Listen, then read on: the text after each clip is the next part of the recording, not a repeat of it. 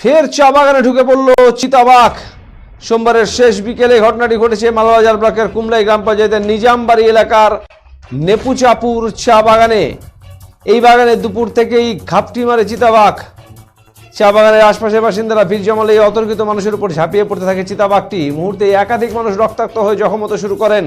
মালবাজারের বন্যপ্রাণ স্কোয়াডের কর্মীরা ঘটনাস্থলে এসে বিরাট নেট দিয়ে এলাকাকে ঘিরে ফেলে। এরপর ঘুম পাড়ানি গুলি ছুড়ে চিতাবাঘটিকে অজ্ঞান করা হয়।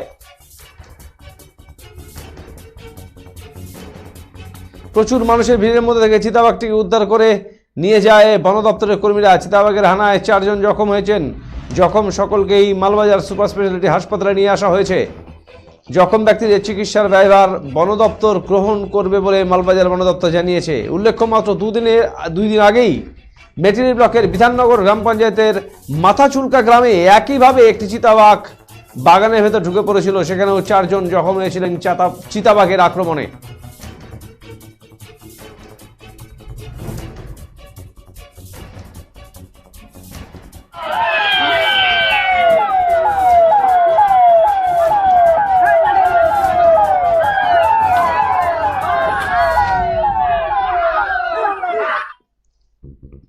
দত্ত জুয়েলার্স ভ্যালেন্টাইন অফার 2024 হিরে ও প্লাটিনাম অলংকারের এমআরপির ওপর 10% অফ।